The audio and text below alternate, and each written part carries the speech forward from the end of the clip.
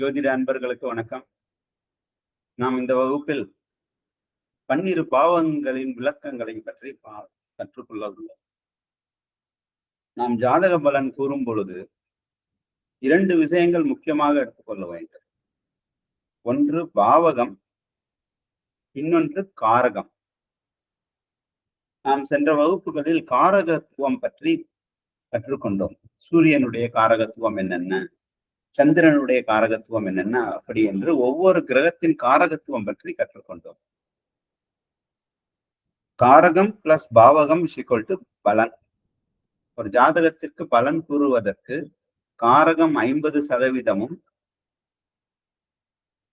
பாவகம் 50% பங்கேற்கிறது. இதனை இரண்டையும் ஆராய்ந்து நாம் பலன் கூறினால் 100% பலன் சரியாக. நாம் சென்ற வகுப்பு வரை பாவகங்கள் பற்றி ஒரு முன்னோட்டமான ஒரு கலந்துரையாடல் செய்தோம். அதன் பிறகு கிரகங்களின் காரகத்துவங்களை முழுமையாக கற்றுக்கொண்டோம். நாம் இந்த வகுப்பில் ஒவ்வொரு பாவகத்திற்கான பலன்கள் என்னென்னவாக இருக்கும் என்பதை பற்றி ஆராய உள்ளோம். ஒரு ஜாதக கட்டத்தில் ராசி கட்டம், நவாம்ச கட்டம் என்று 2 கட்டங்கள் குறைந்தபட்சம் ஒரு ஜாதகத்தில் இருக்கும். 10 கட்டங்களும் உண்டு, தசவர்க்கம் என்று கூறுவார். 6 கட்டங்களும் உண்டு, சட்வர்க்கம் என்று கூறுவார். இதில் ராசி கட்டத்தில் உள்ள முதல் பாவம், அதாவது லா என்று எழுதப்பட்ட பாவம். லா என்பது லக்னம், உயிர் தோன்றிய இடம். ஒரு பிறவி ஜனனித்த நேரத்தில் சூரிய ஒளி படும் இடத்தை உயிர் தோன்றிய இடம் என கூறி லக்னம் என குறிப்பிடுவோம். இந்த லா தோன்றிய உயிர் தோன்றிய இடத்தை லக்னம் என்று கூறுவோம். லா என்று போடப்பட்டுள்ள வீடு முதல் வீடு, அதனால் முதல் வீடு லக்னம் என்று கூறுவோம். ராசி கட்டத்தில் லா என்று போடப்பட்டுள்ளது வீடு முதல் வீடு. உதாரணத்துக்கு கடகத்தில் லா என்று இருந்தால் கடகம் முதல் வீடு, சிம்மம் 2ஆம் வீடு, மிதுனம் கடகம் 1ஆம் வீடு, சிம்மம் 2ஆம் வீடு, கன்னி 3ஆம் வீடு என வரிசையாக 12 வீடுகள். மிதுனத்தில் 12ஆம் வீடு என முடியும்.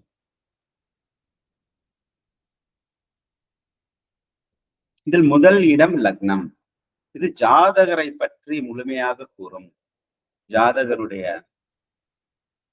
கேரக்டர் என்ன, உங்களுடைய ஒழுங்கு எப்படி இருக்கும், ஜாதகரை பற்றி முழுமையாக கூறுவது முதல் வீடு லக்னம். முதல் வீடு சர வீடுகளில் இருந்தால், சர ராசிகளில் இருந்தால், சர ராசி என்று நாம் ஏற்கனவே முந்தின வகுப்பில் பார்த்தோம், சரம், ஸ்திரம், உபயம் என்று. மேசம், கடகம், துலாம், மகரம் ஆகியன சர வீடுகள், சர ராசிகள். இவற்றில் எங்கு லக்னம் அமைகிறதோ அதன் அடிப்படையில் அவர் செயல்படுவார். சரம் என்றால் மிகவும் வேகமானது. லக்னம் என்பது முதல் பாவம். இந்த முதல் பாவம் ஒரு நபர், அவருடைய உருவம் அமைப்பு, அவருடைய தலைப்பகுதி, முக்கியமாக அவருடைய உருவ அமைப்பு, அவருடைய அடிப்படையான குணநலன்கள், நடவடிக்கைகள் பற்றி கூறுவன.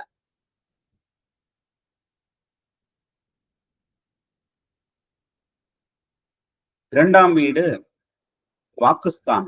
ஒரு நபர் அவர் எப்படி பேசுவார், உடனுடனே பேசிட்டே இருப்பாங்க.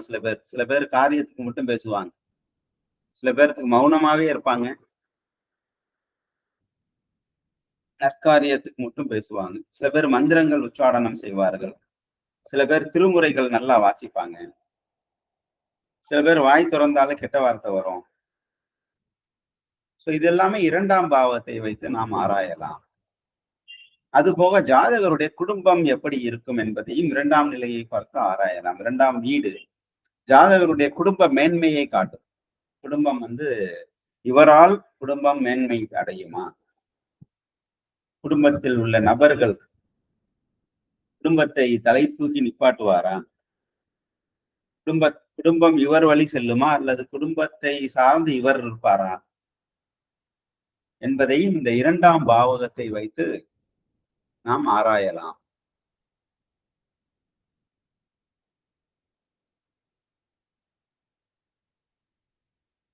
அடுத்து நாம் காண இருப்பது 3ஆம் பாவம். இந்த 2ஆம் பாவத்தை வைத்து நாம் பேசும் வார்த்தைகள் ஆராயலாம். குடும்பத்தை பற்றி ஆராயலாம். அவருக்கு வரும் பணம் தங்குமா என்பதை ஆராயலாம். அதாவது தனம் என்று கூறுவோம். தனம் என்றால் தங்கும் பணம். அவர் சம்பாதித்தது அல்லது அவர் குறைந்தபட்ச சம்பாத்தியம் கூட சில பேருக்கு இருக்கும். ஆனா அவர்கள் அதை முழுமையாக பயன்படுத்தி வாழ்க்கையை நிம்மதியாக, இனிமையாகவும் நிம்மதியாகவும் வாழ்வார்கள். கோடிக்கணக்கில் பணம் சம்பாதிக்கிறவங்களும் இருப்பாங்க. ஆனால் அவர் நிம்மதியற்ற வாழ்க்கையை வாழ்ந்து கொண்டிருக்கலாம்.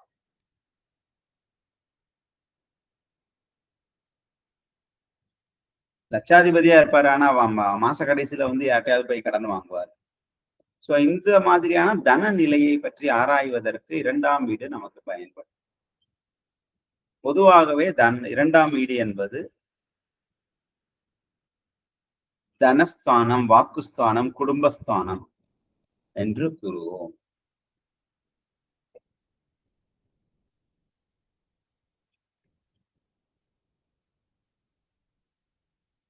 இவருடன் பிறந்த சகோதரர்களுடைய செலவினம் எப்படி இருக்கும் என்பதை பற்றி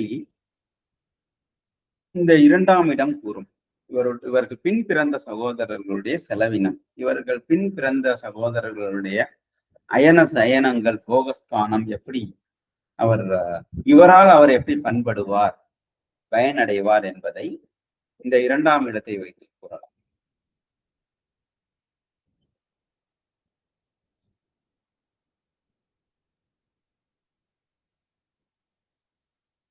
ஜாதகரின் தாயாருக்கு இவரால் நன்மை அடையுமா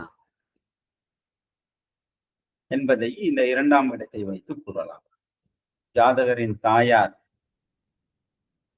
இவருடைய குடும்பத்துடன் ஒட்டி இருப்பாரா, சேர்ந்து இருப்பாரா, நியூக்ளியர் ஃபேமிலியா, ஜாயிண்ட் ஃபேமிலியா,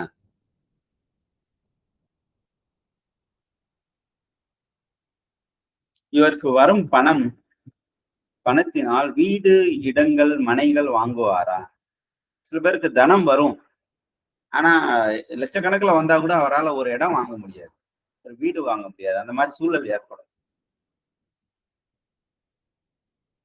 ஸோ ஏதாவது வீடு சொந்தமா அவர் பேர்ல ஏதாவது வாகனங்கள் கிடைக்குமா, 2 வீலர் இருக்குமா, 4 வீலர் இருக்குமா, அவர் பேர்ல அவர் வாங்கின தனம் இதற்கெல்லாம் பயன்படுமா என்பதை பற்றி ஆராய்வதற்கு இந்த 2ஆம் இடம் பயன்படும். குழந்தைகளுடைய தொழில் வாய்ப்புகள் எப்படி உள்ளது என்பதை பற்றி ஆராய்வதற்கு குழந்தைகளுடைய தொழில் வாய்ப்புகள்,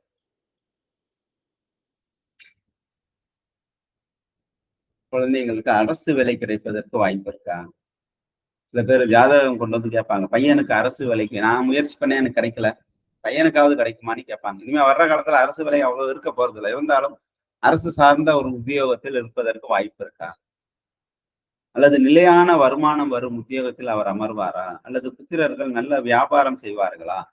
சோ என்ன மாதிரி அவருடைய தொழில் வாய்ப்பு இருக்கும், அவருடைய கர்மாக்கள் எப்படி இருக்கும் என்பதை பற்றி ஆராய்வதற்கு இந்த 2ஆம் இடம் உபயோகப்படும்.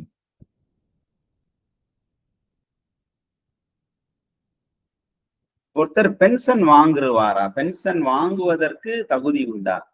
அந்த பாக்கியம் அவருக்கு உண்டா?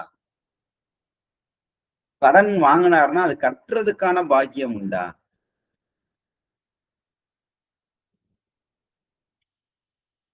யாராவது ஒருத்தர் எதிர்த்து பேசிட்டு வந்தா அதை அடக்குவதற்கு இவருக்கு திராணி உண்டா?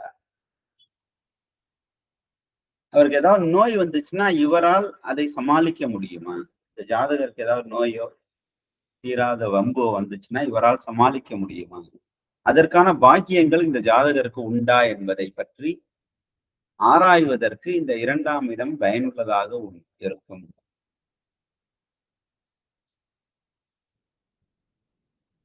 அவருடைய வாழ்க்கை துணையருடைய ஆயுள் எப்படி இருக்கும் என்பதை பற்றி இந்த 2ஆம் இடத்தை வைத்து ஆராயலாம். 2ஆம் இடம் என்பது தனம், வாக்கு, குடும்பஸ்தானம் மட்டுமல்ல. இந்த 2ஆம் இடத்தை வைத்து வாழ்க்கை துணைவருடைய ஆயுள் நிலை, ஆயுள் பாவத்தை, வாழ்க்கை துணைவரால் கிடைக்க வேண்டிய அதிர்ஷ்ட போகங்களை பற்றியும் ஆராயலாம்.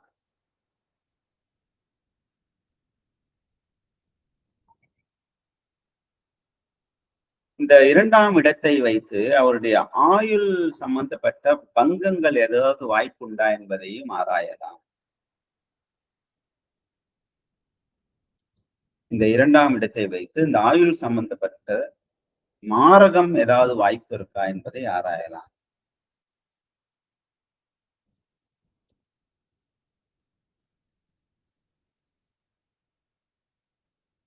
இந்த 2ஆம் இடத்தை வைத்து தந்தையாருக்கு உள்ள இந்த இந்த ஜாதகருடைய தந்தையாருக்கு உள்ள ஒரு ஜாதகருடைய தந்தையாருடைய கடன் நிலுவைகளை பற்றி ஆராயலாம். கடன் நிலுவைகள் அல்லது நோய்கள் அல்லது தந்தையார் வழி வரக்கூடிய எதிரிகள், தந்தையாருக்கு கிடைக்க வேண்டிய பென்ஷன் சம்பந்தப்பட்டது, ரிட்டையர்மெண்ட் லைஃப், தந்தையாருடைய ரிட்டையர்மெண்ட் லைஃப், வாழ்நாள் வருமானம் பற்றி இந்த 2ஆம் இடத்தை வைத்து ஆராயலாம்.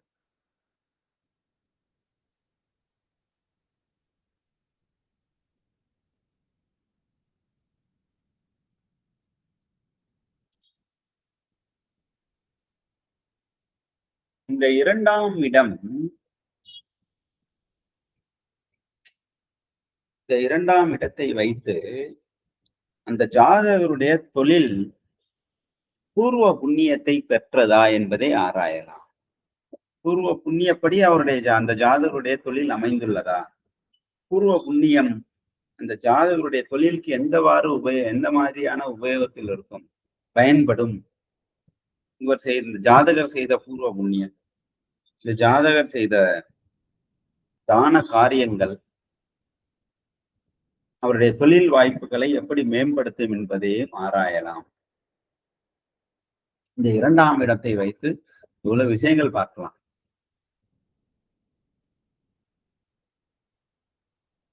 இந்த 2ஆம் இடத்தை வைத்து மூத்த சகோதரர், இந்த ஜாதகருக்கு முன் பிறந்தவர்களுடைய சுக துக்கங்களை பற்றி ஆராயலாம். ஜாதகருக்கு 2 வாழ்க்கை துணைகள் இருந்தால் 2வது வாழ்க்கை துணையுடைய சுக துக்கங்களை பற்றி ஆராயலாம். ஒரு வியாபாரத்தில் நிலைத்த நீடித்த லாபம் தருமா என்பதை பற்றி இந்த 2ஆம் இடத்தை வைத்து ஆராயலாம். ஒருத்தர் வியாபாரம் செய்யறாரு, வியாபாரம்னால லாபம் என்பது நோக்கம், லாபம் வரும் தான். பட் இருந்தாலும் அந்த லாபம் நிலைத்த நீடித்த நிம்மதியை தருமா என்பதை பற்றி ஆராய்வதற்கு இந்த 2ஆம் இடம் பயன்படும்.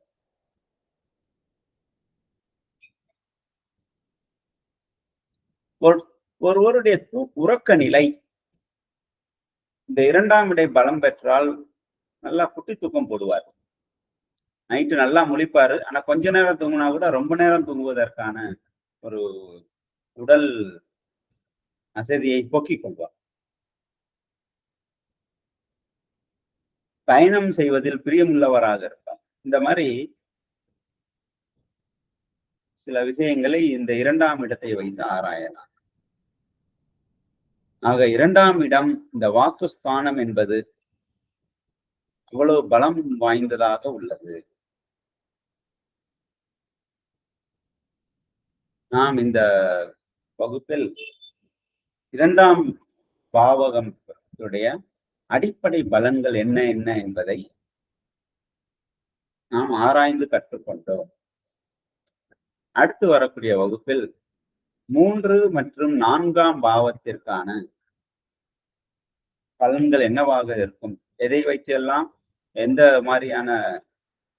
மாதிரியான காரணிகளை எல்லாம் இந்த 3 மற்றும் 4ஆம் பாவங்களை வைத்து ஆராயலாம் என்பதை நாம் அடுத்த வகுப்பில் கற்றுக்கொள்ளலாம்.